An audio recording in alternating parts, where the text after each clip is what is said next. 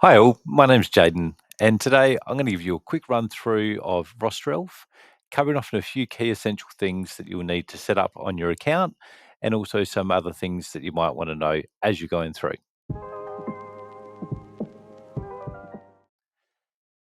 Here we have the dashboard.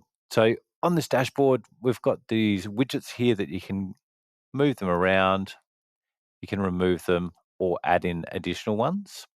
Now, the dashboard itself is accessible for users that have elevated permission levels. Now, your managers, your assistants, your admin staff, they will all be able to see this dashboard and customize it according to their own setup. A few of the widgets that I've got on here are probably the main ones that you'll want to have on your dashboard, with things like your live time clock. Now, with the live time clock, I'm going to be able to see who's clocked in, who's clocked out, who's on break, who's late, etc.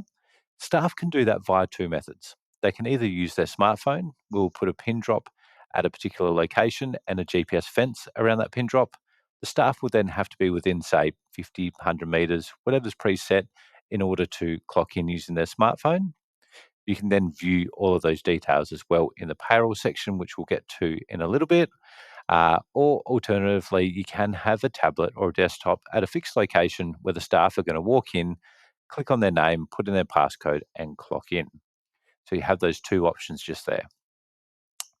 Other things we have on our dashboard are our pending shifts. Now, this encompasses two of our features, our shift swaps and open shifts. An open shift is a shift that's been published out in a roster without a staff member being filled on that particular shift. Then everyone that has the ability to work that shift will get a notification. So I've got my potential matches here for this shift. The shift details will show the site and position, and the potential matches are the staff that can work that particular shift. Now, all those staff that have got that notification can then nominate themselves as the staff member has done here, where I can then actually update and give that shift to that particular staff member. Same sort of logic and workflow with the shift swaps. If a staff member can't work a shift, they can request a shift swap. It would then send out a notification similar to the open shifts. Everybody that can work it gets that notification. They then nominate themselves, and you, as the admin or manager, can approve who you want to take it. Now, it kind of does the legwork for you, but still allows you to maintain control on who's taking which shifts. Leave requests. So staff can put in a leave request, which is going to sit here as a pending one. It's going to look much like this here. It runs a report to show you who's on leave at the same time. For Xero users, it will also bring across their Xero leave balance. So you can click on that, view their balance, ensure that they have enough time to take that leave. And then you can approve it in RosterElf, which is then going to reflect on the roster. And then you can either send it at this stage across to Xero for payroll, or come that time when the leave is for that pay cycle, you can send it through to Xero or MYOB or your particular accounting softwares for that particular pay period. Our availability, now that's going to be where the staff update their availability, and it's probably more so aimed at casual staff, so casual that their availability changes. And I'll jump into calendar in a minute to show you where staff can update that. But any availability changes that have gone through will then show in here to notify you as the manager or admin. Next, I'm going to run you through the calendar. Calendar. Now, this one here is the only access a standard staff member has to the platform. So they'll be able to see all of their shifts that they've got for that upcoming month. They'll be able to see them in green, so you can see my confirmed shifts here with my shift details. I can see any shifts that are available for me to pick up, like open shifts or shift swaps. Open shift here, I can nominate myself for as well.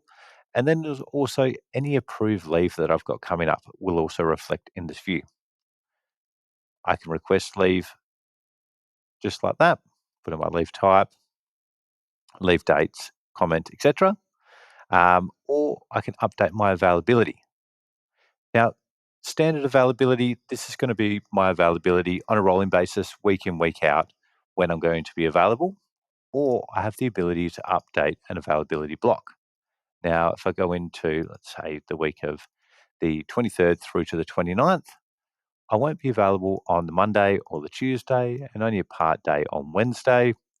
Then after that week finishes, it will roll into my standard availability or my next availability block. So this can come in quite handy for users that have uni holidays or school holidays or anything with very ad hoc type work.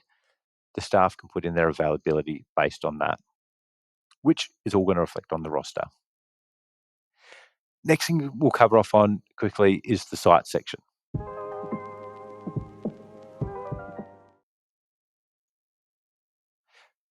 So in the sites, this is where we can put in either our different locations, depending on your business.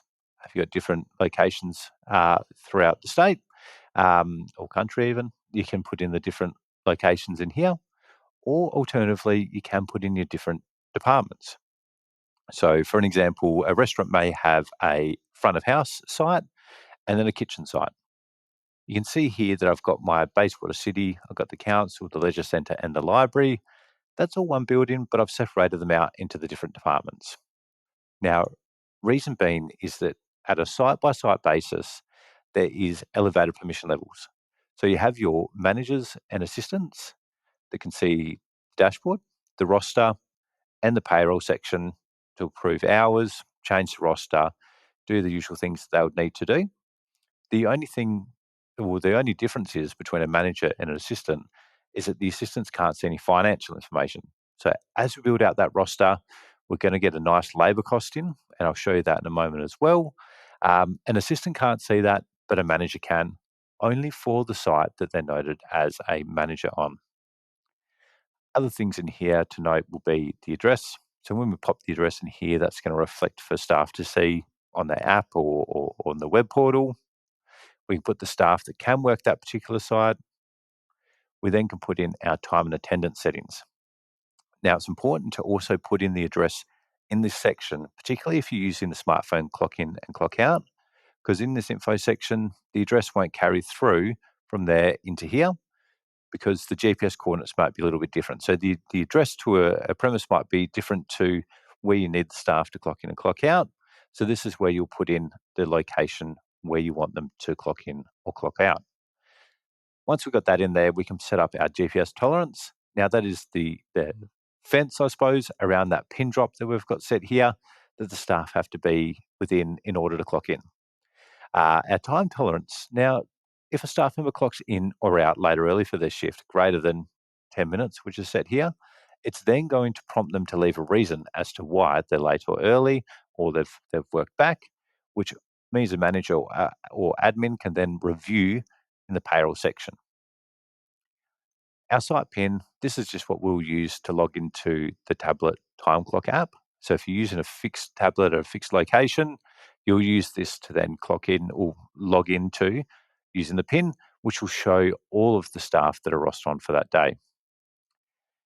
Our next one is photo proof and smartphone clock in and clock out. So you can turn that on or off depending on your requirements. Some users like to have that for staff that wear uniforms to ensure that they've got their uniform on. And smartphone, if you're just wanting to use the tablet, then we'll just use the tablet by turning this one off. Next thing we're going to go through is the positions.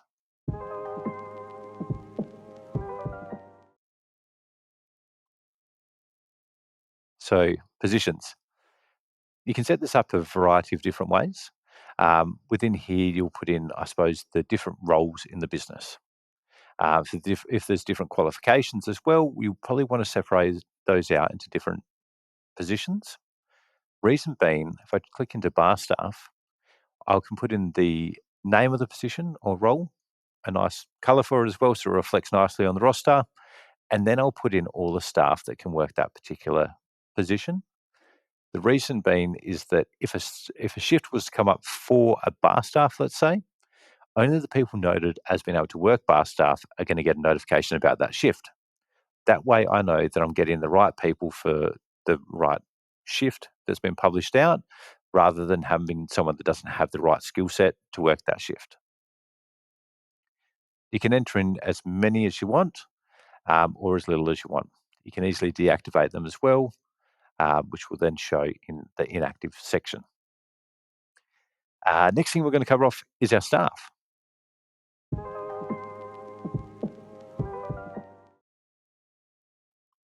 So our staff tab, now that we've set up our sites and positions, we can import our staff. You can do that via a CSV import down the bottom here, where you drop in an Excel spreadsheet, or for those that use Xero, once Xero is connected, there'll be a Xero import button down the bottom right-hand corner here. And we'll do another video as well on how to connect Xero and import your staff. Once the staff are in here, we can put in what sites and positions they can work in. We can set up their payroll, which we'll also do another video on how to set that up and assign pay templates and link it to your respective accounting platforms. We can do permission levels, availability, and leave for the staff members at this level. And then we have our onboarding feature. Now, any new users to the business, you can add them into RosterElf. You can then send them through an onboarding link, which will prompt them to complete all this information, including any company documents that you require. So, let's say for a buyer, it might need a RSA certificate for a staff member. You can put that as a requirement. The staff member will then upload it into here with the details, including any expiry. That's then going to feed into the expiring documents widget as well as a reminder to get an updated version. Now, once you've got all this information, you can then actually send this directly from RosterElf into Xero or your accounting softwares to create a staff card in there for them. Excellent. Next one we'd go through is our roster.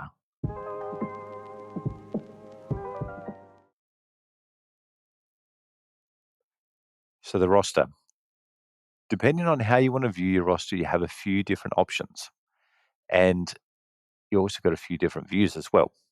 We've got our weekly view, our daily view, which is quite nice. It gives me a Gantt style chart to see what hours that I have covered off to ensure that there's no gaps, or I can count how many staff I have rostered on for a particular hour. Um, all the three different views will have different filtering options, such as by staff, site, which will show me my different locations or different departments down the left, or positions.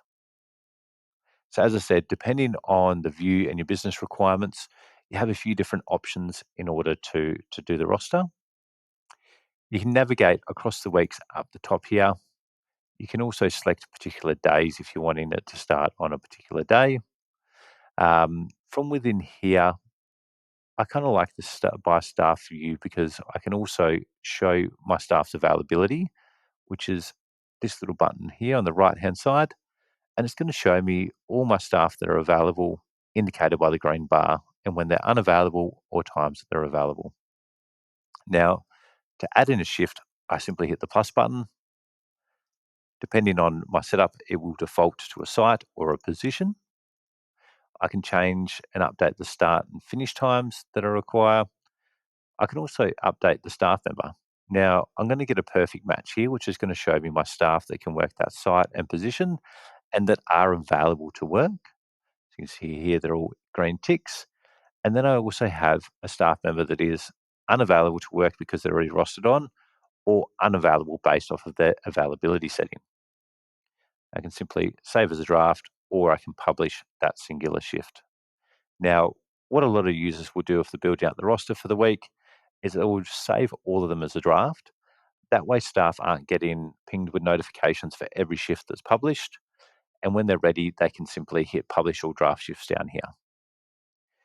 Another great option is, particularly if I'm working off of the by site or selecting a singular site, and that's important to note as well, is that with this saving a template or copying a whole roster for a week, we'll want to select a site first.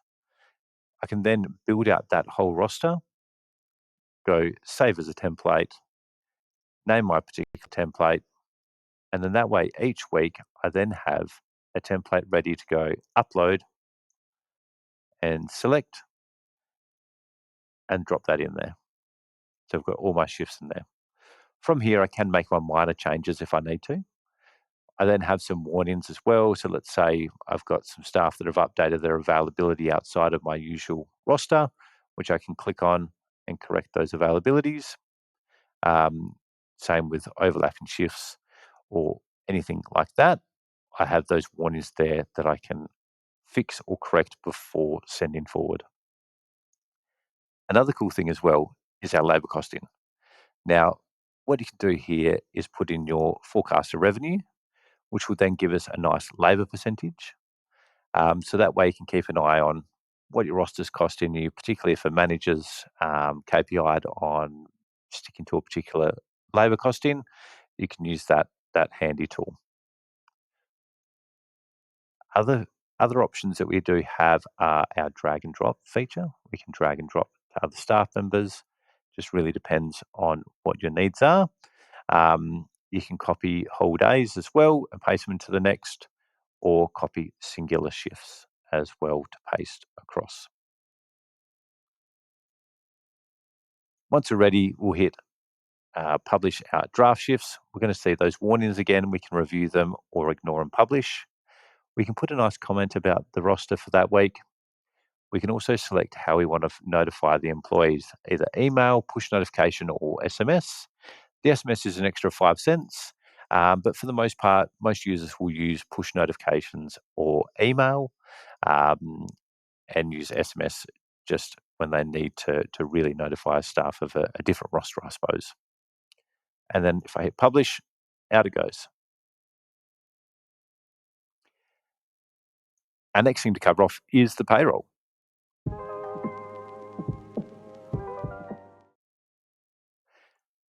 So the payroll, at the end of your pay cycle or your pay run, when you're ready to push that across to your accounting softwares, you have two views really. You got a day by day view, which is going to show you all of the staff shifts for that day, or you have a by employee view. Now, the employee view is going to show you all of that employee's shifts for that week or fortnight, all lumped together. Both views have four main columns. So one being the roster column, one being the time clock column when they've clocked in and out. Your auto rounding. So if they clock in at, let's say, 8:58, but they are rostered on for 9 o'clock, based off of set parameters, you can get it to round to 9 o'clock for you, or the custom column. The custom column is if they worked outside of the hours that they're rostered for, you can easily jump into here and then just change the hours that you need to. You'll note that there's now a green box around this column here. This is now the set of hours that is going to get sent across to the accounting softwares. So depending on your accounting software, with MYOB, you'll hit export for MYOB, which is going to produce a file that can drop into MYOB and it will build out your timesheets for you. You also have Xero. So once Xero is connected, there will be a send to Xero button, which you can click, and that will send it directly into Xero as a draft timesheet for you to run your pay run as usual. And we'll have some separate videos around how to do that. And as always, the team are always happy to jump on a Zoom call or a phone call or an email to assist in getting that set up and going through how to get your payroll from RosterElf into your accounting software. The info column here, this is where those notes are going to show for the clock in and clock out data, or if your managers are approving hours or changing any hours and there's something to be aware of for the payroll person, they can pop a note in here as well. And next thing we want to cover off on is our reports.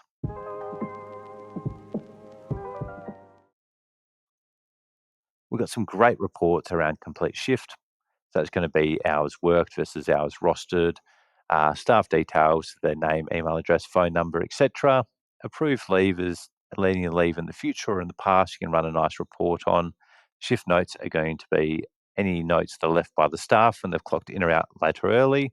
And our timesheet cost report is a great little one, so you can actually compare and look at costs in the months previous or the months past to view how you're going as well.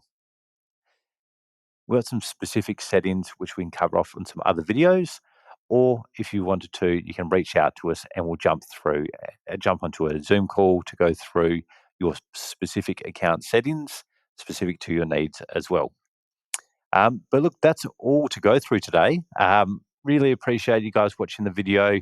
And as I mentioned, if you need any help at all, just jump on an email to a customer support at RosterElf.com. Guys, we'll be more than happy to jump on a Zoom call or phone call, whatever works best, and go from there. All right. Thank you.